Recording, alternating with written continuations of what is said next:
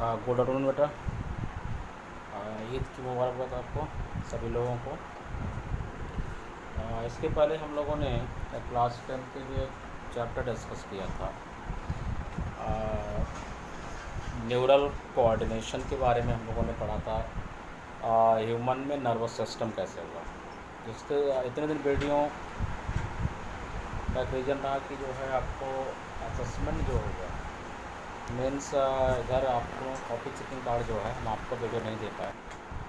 तो फिर हम शुरुआत करते हैं नेक्स्ट उसमें न्यूरल कोऑर्डिनेशन के बारे में। जो नेक्स्ट टॉपिक आ रही है वो पढ़ेंगे एनिमल हार्मोन्स या ह्यूमन हार्मोन्स के बारे में। First of all we study about the hormones. What is the hormones?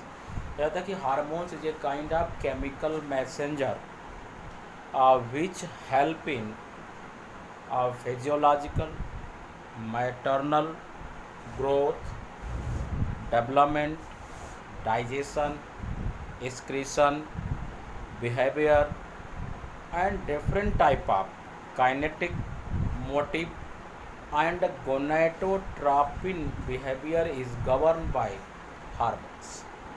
तो हार्मोन्स का जब सिक्रीशन किसी भी चाइल्ड में होता है, कहा जाता है कि हार्मोन्स जनरली एंजाइम को भी एक्टिवेट करते हैं। आप लोगों ने डाइजेशन में पढ़ा कि डाइजेशन में देखा कि वहाँ पर जितने भी प्रकार के हार्मोन्स हम लोगों ने पढ़े, all hormones are activated by enzyme are activated by the hormones.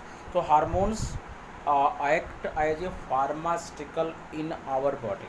जैसे मेडिसिन होती है उसी प्रकार से जो है हार्मोन्स एक्ट करते हैं। जैसे किसी को अगर डायबिटीज़ हो जाती है मीन्स उसमें शुगर ब्लड शुगर बढ़ जाता है, इसका मतलब कि उसके इंसुलिन या ग्लूकागन वर्क नहीं कर रहा है, तब उसके लिए हम उसके प्लेस पर मेडिसिन लेते हैं, इंसुलिन का इंजेक्शन लेते हैं। उसी प्रकार से आए दिनों कुछ बहुत सी डिजीज़ हो जाती है, किसी में डाइजेशन नहीं हो पाता है, उसके लिए डाइजीन आप यूज़ करते हैं। It is a kind of pepsin enzyme which help digestion of the protein and other substance. तो कहने का मतलब हुआ कि हार्मोन्स कहीं कहीं मेजर रोल प्ले करते हैं ह्यूमन बॉडी में। तो इसमें हार्मोन्स मैंने कहा कि केमिकल मैसेंजर हैं जो नर्व के साथ मिलकर एक न्यूरोकेमिकल कोऑर्डिनेशन को क्या करते हैं कि एक्टिवेट करते हैं। जो ये न्यूरल कोऑर्डिनेशन है उसको मिलकर कोऑर्डिनेशन का काम जो है ये करते हैं। तो ये हो गया न्यूरल कोऑर्डिनेशन। अब पहली बार हार्मोन्स को स्टडी किया था थॉमस एडिसन ने। उन्होंने एडिसन डिजीज़ डिस्कवर किया था which cause by the glucocorticoid. This disease cause by glucocorticoid. तो जो ग्लूकोकार्टिकॉइड है वो एक प्रकार की डिजीज़ है जिसमें ग्लूकोज का डाइजेशन नहीं होता है। तो जब किसी चाइल्ड में ग्लूकोज का डाइजेशन नहीं होता है या किसी ह्यूमन में, तो उसमें प्रोटीन, कार्बोहाइड्रेट, डिफरेंट टाइप के जो सब्सटेंस होते हैं उनका मेटाबॉलिज्म नहीं हो पाता है। तो उनका जब मेटाबॉलिज्म नहीं हो पाता तो वहाँ पे जो है इस प्रकार के सिम्पटम नज़र आते हैं। तो इसलिए उन्होंने पहली बार इस सिस्टम के स्टडी किया था और हार्मोन्स को उसने बताया था कि इसके लिए एक ब्रांच बनाई जाए जिसको कहा जाता है एंडोक्राइनोलॉजी। तो endocrinology is the branch of biology और zoology in which study of hormones which are released from the endocrine gland।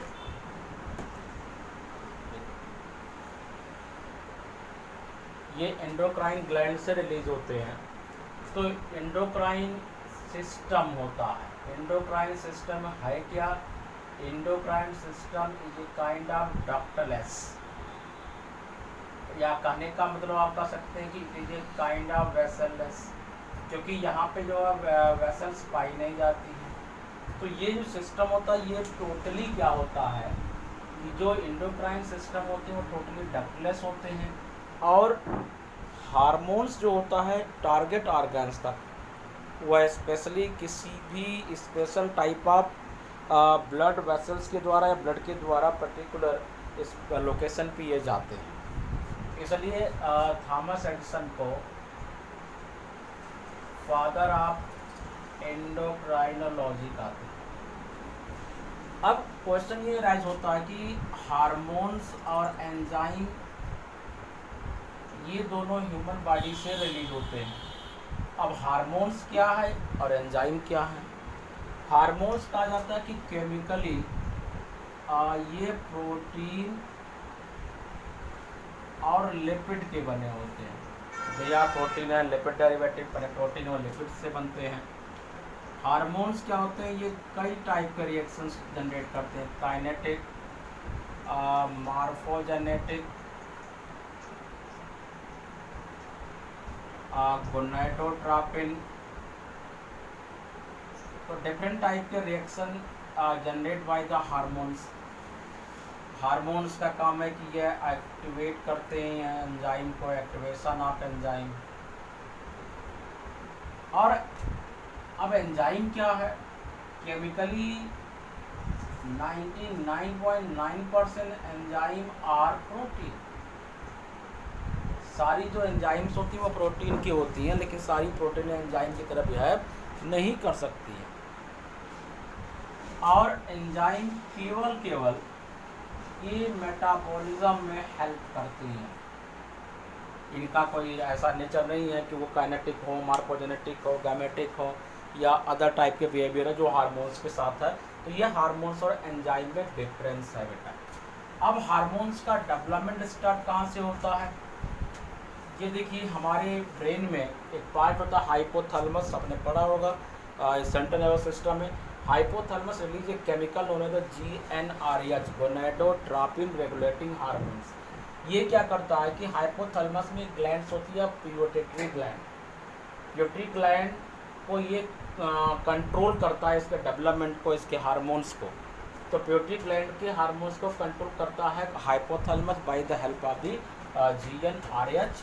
और पिट्यूटरी ग्लैंड्स क्या करती है हमारे बॉडी में जो अनदर ग्लैंड्स हैं, just like the thymus gland, pineal gland, parathyroid gland, ये सभी को क्या करती हैं कि ये कंट्रोल करती हैं। इसलिए पिट्यूटरी ग्लैंड को आप पढ़े होंगे या जानते होंगे कि इसको कहा जाता है कि ये मास्टर ग्लैंड है।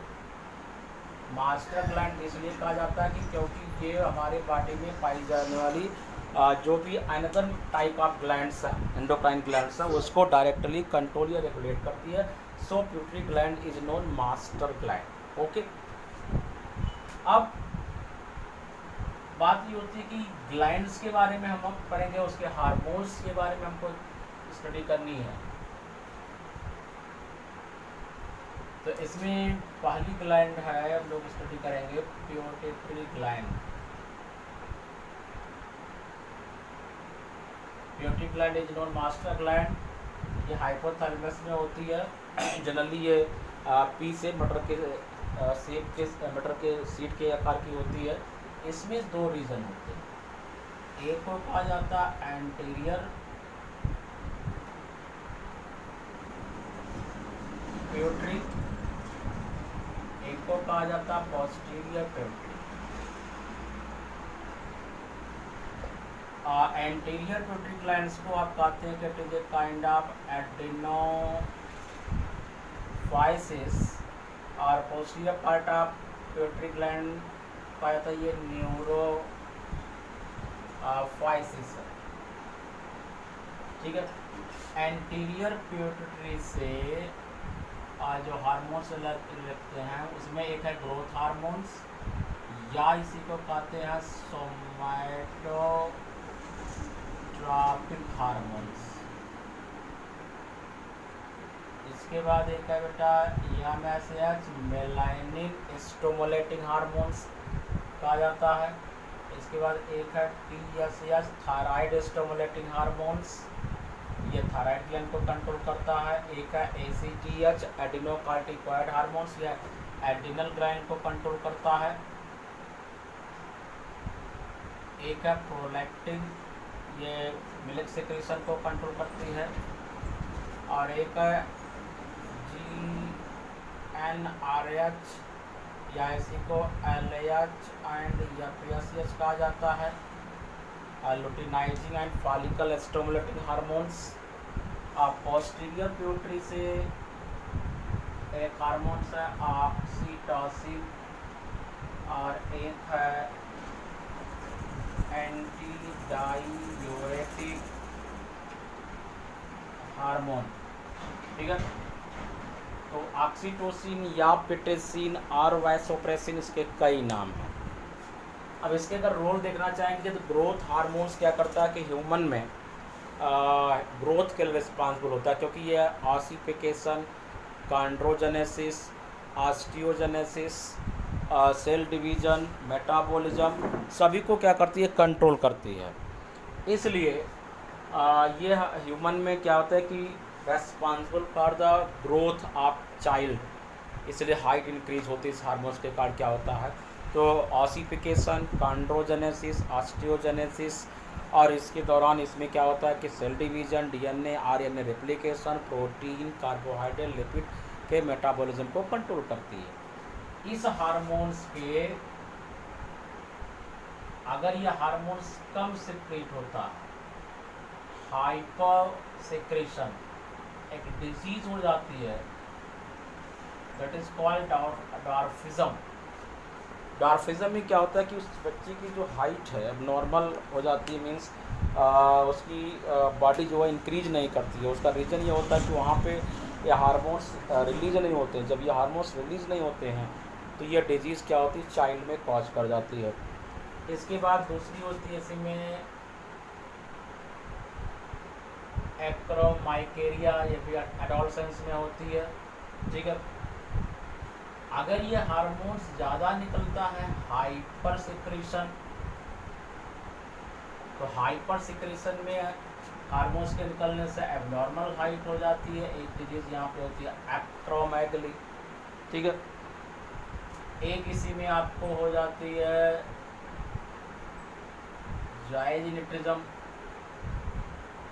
ठीक है। तो जियाजिनेटिज्म, एक्रोमेगली कॉमन डिजीज है जो ओवर सिक्रेशन के कारण होती है।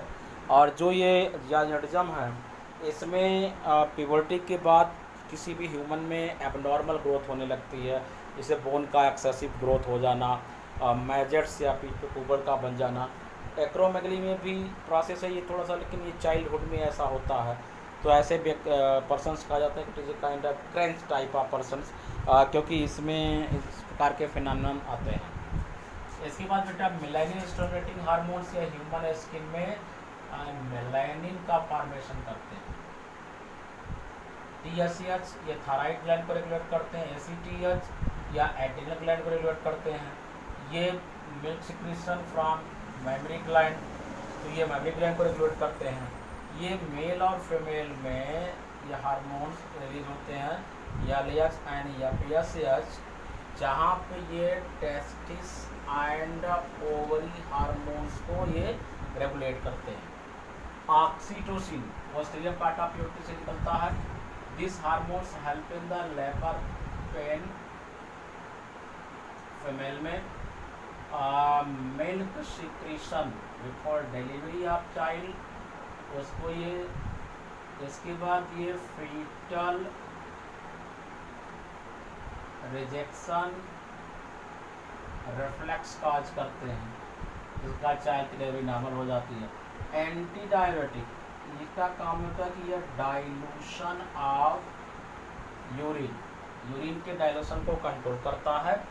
और ये हार्मोन्स का जब हाइपोसिक्रेशन कम आता है तो उसमें यूरिन शुगर हो जाती है और डिजीज हो जाती है डायबिटीज इंसिपिडस, इसी को ड्रिंकर डिजीज कहा जाता है, जिसमें क्या होता है कि human intakes the lot of the water in case of this disease. तो इसमें इस प्रकार के सिम्टम अपीयर हो जाते हैं, जिसमें उसमें वाटर ड्रिंक की प्रॉपर्टी बहुत ज़्यादा आ जाती है, तो बॉडी वेट लॉस होने लगता है। तो ये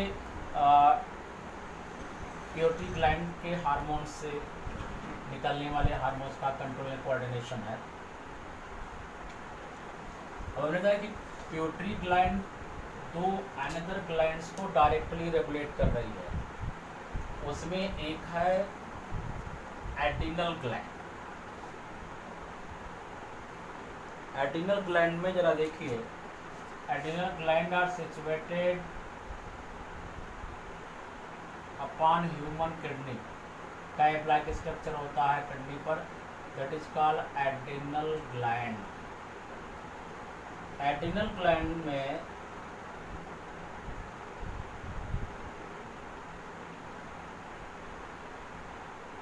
इसके भी दो पार्ट होते हैं।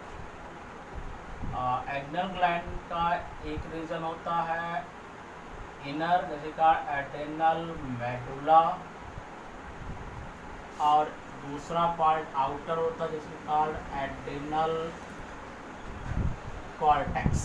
ठीक है, अब एड्रिनल कॉर्टेक्स से, क्योंकि यहाँ पे मैंने बताया था कि कुछ स्टेरॉयड या कॉर्टिसोल ग्रुप के हार्मोन्स आते हैं, तो एड्रिनल कॉर्टेक्स में एक हार्मोन्स यहाँ पर रिलीज होता है ग्लूकोकार्टिकॉइड, और दूसरा है मिनरलोकॉर्टिकॉइड, ऐसी को एल्डोस्टेरोन्स कहते हैं।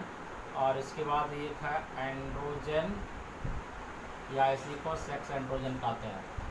एड्रिनल मेडुला से दो हार्मोन्स है बेटा, एक है ईपीनेफ्रिन और दूसरा है नॉन ईपीनेफ्रिन। इसको एपिनेफ्रिन का नाम और देते हैं एड्रेनलिन। ठीक है, एड्रिनल ग्लैंड को एक नाम दिया जाता है 4S ग्लैंड। ओके, अब होता क्या है कि ये हार्मोन्स का काम ये होता है कि ये सॉल्ट एब्जॉर्प्शन में हेल्प करती है,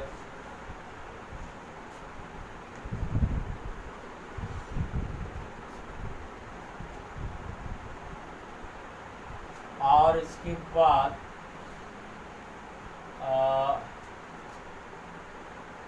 सेक्सुअल डेवलपमेंट में रोल प्ले करती है, साल्टेशन में वर्क करती है, और इसके बाद इसमें जो है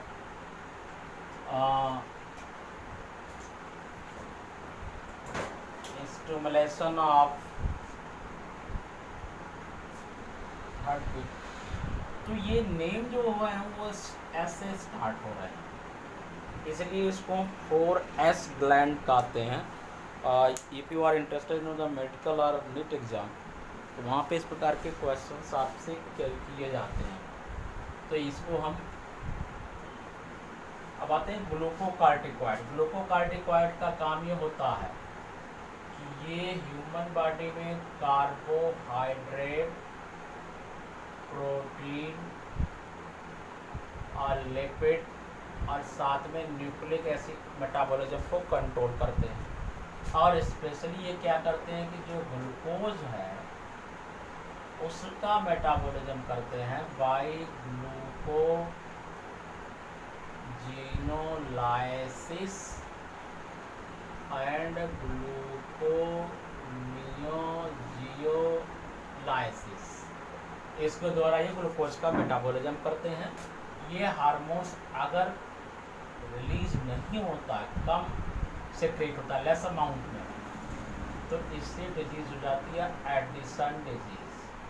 मिनरलोकार्टिकॉइड्स का ये फंक्शन ये होता है कि ह्यूमन बॉडी में मिनरल्स Na+, K+, जो डिफरेंट टाइप के मिनरल्स हैं, लिथियम है, तो ये सारे के सारे मिनरल्स का हमारे बॉडी में कलेक्शन करने का काम होता है। और यह एल्डोस्टेरोन्स हमारे बॉडी में एसिड बेस बैलेंस का काम करती हैं। सेक्स एंड्रोजेंस ये किस चाइल्ड में, मेल और फीमेल में एक तरह से सेक्स डिफ्रेंशिएशन करते हैं, क्योंकि मेल और female by sexual dimorphism character by the help of the morphology, just like the female voice are lighter, male voice are heavy. in case of the male development of the mustaches, body hair, chest hair, so and in case of female this type character are not developed, their walking style differ to the male। तो ये कुछ symptom है जो mail और female से behaviour में, morphology में अलग हो जाते हैं। इस हार्मोन्स के डिसबैलेंस हो जाने से एक डिजीज काज हो जाती है एड्रिनल वायरलिज्म। एडिनल वेलिज्म में क्या होता है कि the male look like the female in behaviour, in likeness. और मेल में अगर अधिकतर अगर किसी भी मेल में होता है तो उसकी जो वॉकिंग स्टाइल है, जो उसकी लाइकनेस है, जो उसकी स्टाइल है, वो as like the female, they sit to the territory of female. तो ये कुछ सिम्टम्स होते हैं। अब अगर ये फीमेल में इम्बैलेंस होता है तो their behaviour as like the male, the voice become heavy, they develop some the body hair and they develop some mustaches on the face। तो इस प्रकार के सिम्टम क्या होते हैं, अपीयर हो जाते हैं। एडल मेडुला से एपिनेफ्रिन, इस हार्मोन्स का रोल ये होता है कि ये कंट्रोल करता है हार्ट बीट, क्योंकि ये रिलीज होता है वेगस नर्व के एंडिंग से। तो वेगस नर्व क्या करती है, इसको रिलीज करती है और इसके कारण ये क्या करता है, और कंट्रोल ऑफ इमोशन। ठीक है, इस हार्मोन्स को एक नाम दिया जाता है ट्रिपल एफ। ये सबसे इम्पॉर्टेंट हार्मोन्स है। F for fear, F for flight, F for fight. हो गया फियर, फ्लाइट, फॉर फाइट। तो हर इंसान को अपनी लाइफ में अपने को एंडअप करने के लिए, अपने को आगे ले जाने के लिए हार्मोन्स क्या करता है, मेजर रोल प्ले करता है। Means this hormones play in human behaviour, in human psychology. अगर कोई इंसान है, कोई मेल है या कोई फीमेल है, तो अगर उसके अंदर कोई डर है या कोई they are affect from the any subject या एनी मैटर, तो ये हार्मोन्स क्या करता है, कंट्रोल करता है हमारे इमोशंस को। तो ये क्या करते हैं कि हमारे हार्ट बीट को कंट्रोल करना, हमारे हम जो है किसी चीज़ से स्ट्रगल करने की पावर देती हैं। ये हमारे इमोशंस को कंट्रोल करती हैं। और ये हार्मोन सबसे ज़्यादा उन लोगों में आता है कि जो जहाँ पे माइग्रेट करते हैं, कहीं पर किसी कंट्री में वार हो जाता है, तो वहाँ के लोगों के अंदर एक सिक्योरिटी को लेकर प्रॉब्लम होती है। तो ये एपिनेफ्रिन, एड्रेनलिन। तो एपिनेफ्रिन या एड्रेनलिन क्या करता है, फिर किसी इंसान को लेकर जो है चलते हैं। तो इससे आपने देखा कि जो है एपिनेफ्रिन या इसको आ जाता है कि एड्रेनलिन, ये फियर, फ्लाइट और फाइट, इसलिए इसको हम 3F हार्मोन्स कहते हैं। नॉन एड्रेनलिन या नॉन एपिनेफ्रिन का जो फंक्शन है, ये ह्यूमन बॉडी में वायसो डायलेटर एंड वायसो कॉन्स्ट्रिक्शन में हेल्प करती है। The dilation of blood vessels by which the dilate of the blood vessels and supply of the blood all over the artery and veins। Generally एक प्रकार की ये vaso dilators होती हैं और इसको कहते हैं kind of vaso constrictions hormones.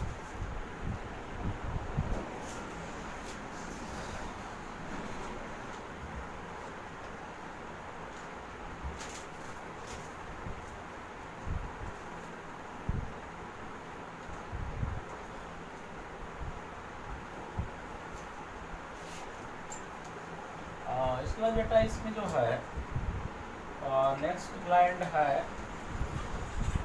Thyroid gland.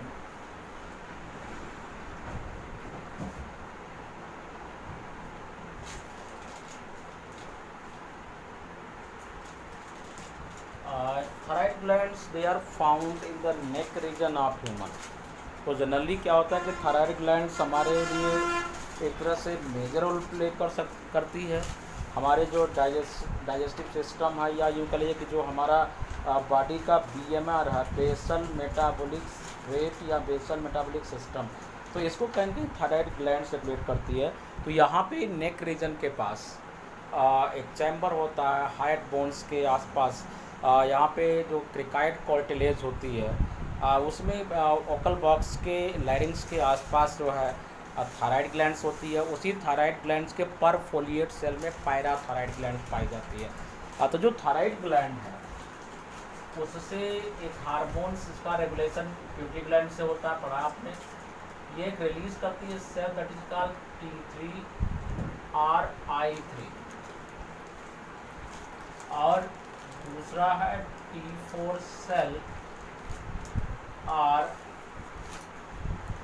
RI4 that is called tetraiodothyronine, या कभी कभी इसी का नाम आपने सुना होगा, इसी को थायरॉक्सिन हार्मोन्स भी कहा जाता है।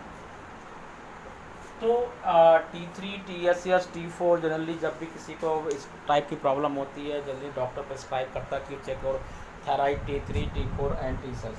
ये क्या करती है कि ह्यूमन के ईसीएफ में जो हमारी नेक टिश्यूज़ हैं वहाँ पर क्या होता है कि ये T2 सेल, T3 सेल और T4 सेल्स बनती हैं, जिसमें जनरली क्या होता है कि T3, T4 मैच्योर सेल्स मानी जाती हैं।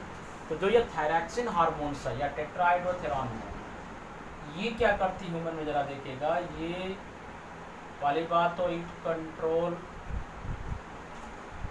BMR बेसल मेटाबॉलिक रेट किसी भी एनिमल में जहाँ पे थायराइड ग्लैंड्स होंगी। It control metabolism of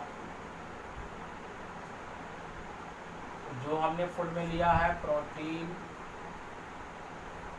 carbohydrate, lipid. दूसरी बात है कि इट कंट्रोल बॉडी टेम्परेचर, ठीक। It control formation of RBC and skeletal system. इसके बाद है कि कंट्रोल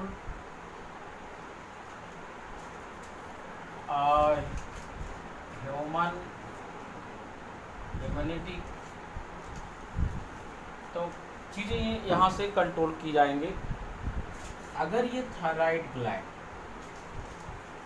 से निकलने वाला हार्मोन्स कम हो जाता है तो हाइपोथायराइडिज्म कहते हैं, और इससे जो डिजीज होती है, एक तो आपने सुना होगा कि जब किसी में ये हार्मोन्स कम निकलता है तो एक कॉमन डिजीज होती है गोआइटिस। दूसरी डिजीज यहाँ पे है मिक्सोडीमा, ओडिमा लाइक सिम्टम हो जाता है, स्किन में पानी भर जाता है, वाटर लेदरी स्किन हो जाती है, मैक्सोडीमा। और इसी में एक डिजीज होती है क्रेटिनिज्म, ठीक है। If this hormone secrete in high amount, ठीक है, तो इसमें एक डिजीज है ग्रेवर, इसमें एक डिजीज है ब्लूमर, ठीक। जनरली थायराइड ग्लैंड से हार्मोन्स और रिलीज किया जाता है, it is a part of parathyroid, लेकिन माना जाता है कि कहीं कहीं ये थायराइड ग्लैंड इस हार्मोन्स को रिलीज करती है। तो मैक्सिमम बुक्स में आप देखेंगे कि this hormones are release by the parathyroid, but thyroid and parathyroid gland both are found in the same packet. तो जो थायराइड ग्लैंड की एपिथेलियल सेल्स होती हैं, उसी एपिथेलियल सेल्स में क्या होती है कि ये आपको मिलेंगी पैराथायराइड। तो कैल्शियम का रोल है कि कंट्रोल कैल्शियम प्लस इन ईसीएम, मतलब कि एक्स्ट्रा सेलुलर फ्लूइड में क्या रोल है कैल्शियम का।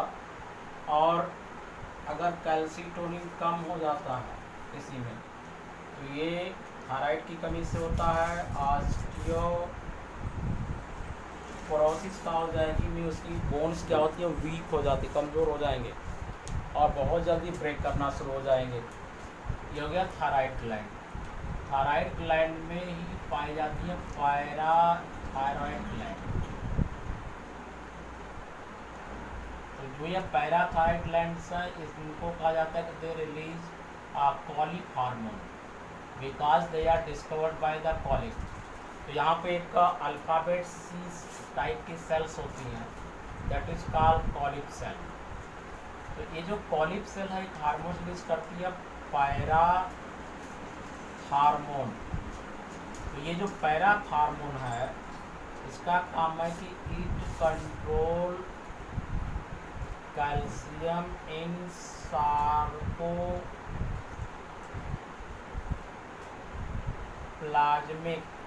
Tissue and ECF.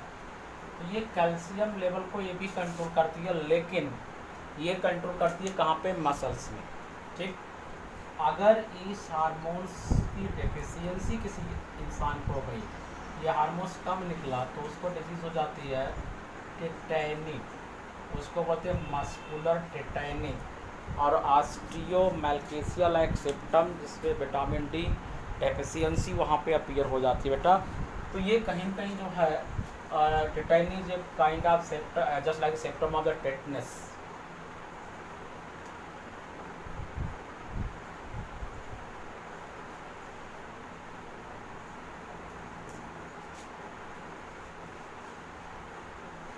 इसके बाद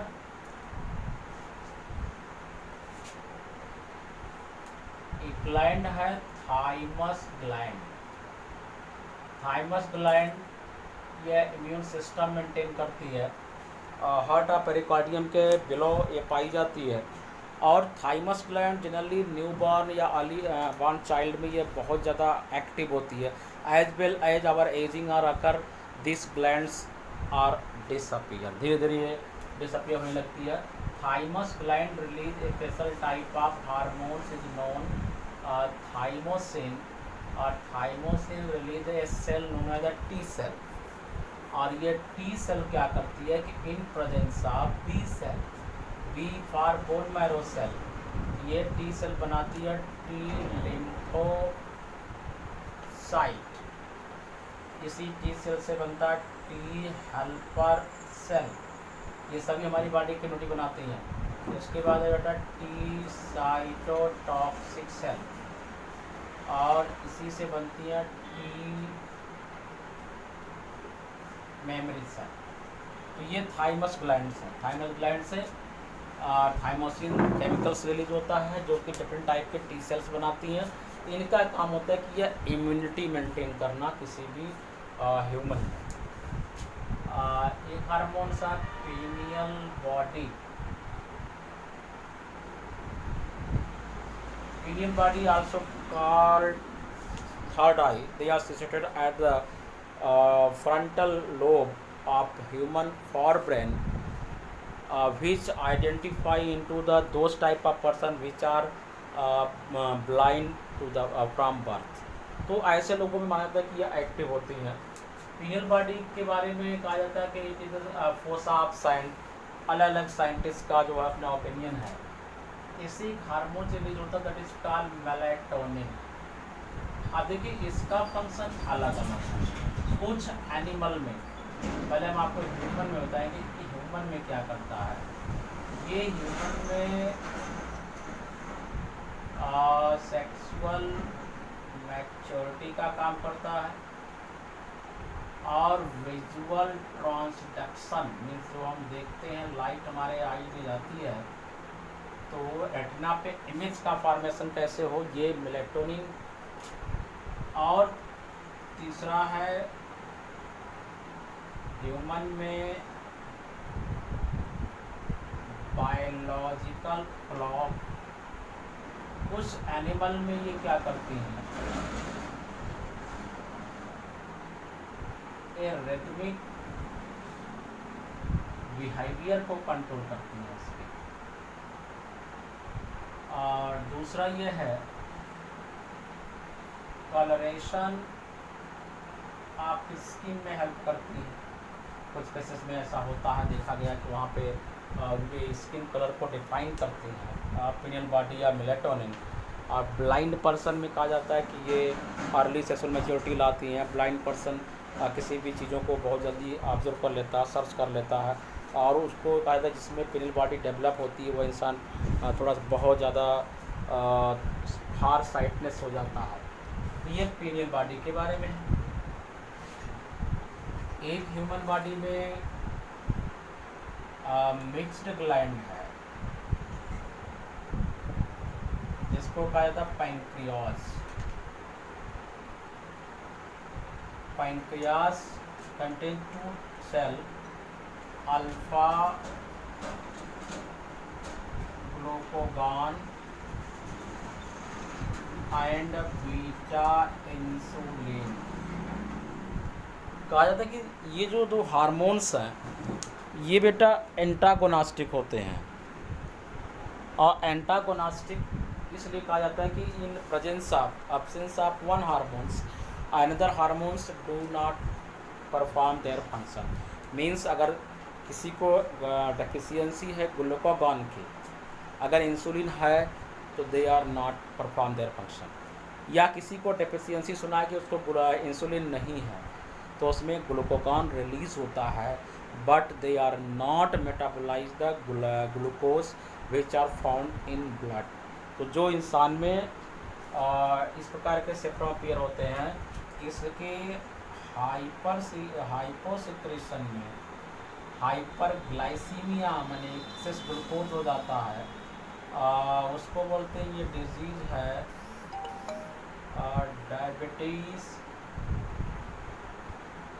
मेलेटियस टाइप के डिजीज़ जो होती है। इसमें ब्लड शुगर राइज अप हो जाता है क्योंकि वहाँ पर शुगर को मेटाबोलाइज करने के लिए कोई जो है केमिकल्स नहीं होते। इसके कारण शुगर लेवल क्या होता है, इंक्रीज हो जाता है, जो जनरली 75 मिलीग्राम से लेके 150 मिलीग्राम पर लीटर ये आपको जो है बिफोर फास्टिंग होनी चाहिए। और फास्ट के बाद जब आप जाते हैं मील लेके तो ये डेटा थोड़ा 210 तक जाता है।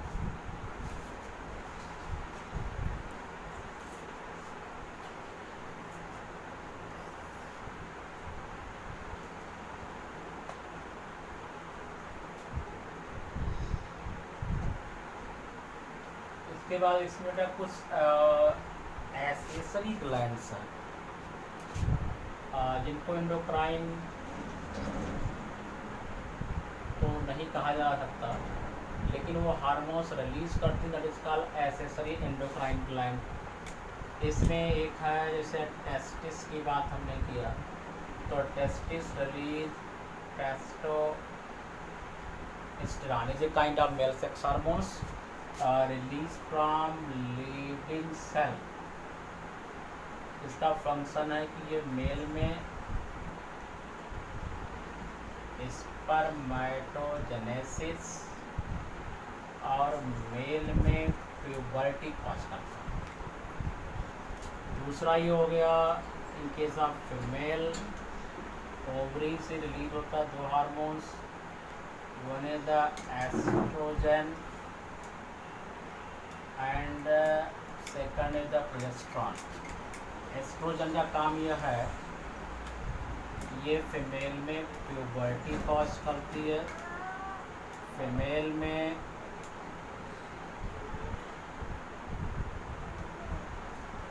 मेनॉर्स के लिए रिस्पॉन्सिबल होती है, एंड फीमेल में मेंस्ट्रुअल साइकिल स्टार्ट करती है, और फीमेल में ओवुलेशन को स्टिमुलेट करती है और सेक्सुअल कैरेक्टर डेवलपमेंट का काम करती है। और जहाँ तक प्रोजेस्टेरोन की बात है कि this is a kind of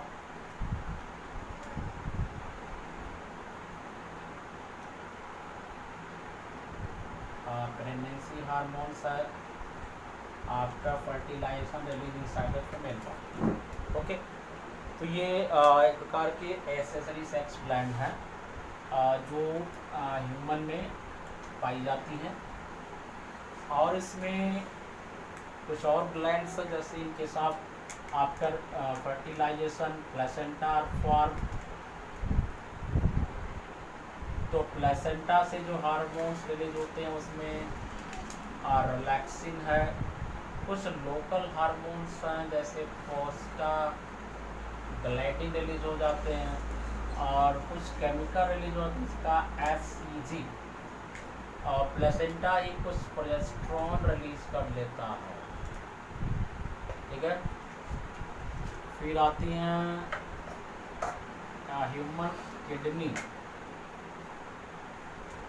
human kidney release करती है टेंसियोजेन सेकेंड। ये काम क्या करते हैं कि ये RBC फॉर्मेशन में हेल्प करते हैं। दूसरी बात ये है कि ये NF हार्मोन है जो कंट्रोल करता है, which control formation of urine in kidney. ठीक है, तो फॉर्मेशन ऑफ यूरिन समय ये रोल प्ले करता है। तो ये कुछ ग्लैंड्स हैं या जो ग्लैंड नहीं है जो हार्मोन्स रिलीज करती हैं, तो ये एक एंडोक्राइन सिस्टम की तरह बिहेव करती है। तो इनको भी कहा जाता है कि it is a kind of hormonal glands. तो इसमें से ह्यूमन स्किन है, फिर डोडेनम से, जोजोनम से, इलियम से, स्टमक से, वहाँ पे भी कुछ हार्मोन्स रिलीज होते हैं। जैसे आपने गैस्ट्रिन का नाम सुना होगा, वेलिक्राइनिन का नाम सुना होगा, डियोक्राइनिन का नाम सुना होगा, इंडोगैस्ट्रॉन। तो it is a kind of hormones which activate the enzyme. मैंने पहले कहा कि ये हार्मोन्स एक काम नहीं करते, कई वर्क करते हैं। ठीक है, तो नेक्स्ट सेगमेंट में हम आपको डिस्कस करेंगे प्लांट हार्मोन्स के बारे में। ठीक है, ओके।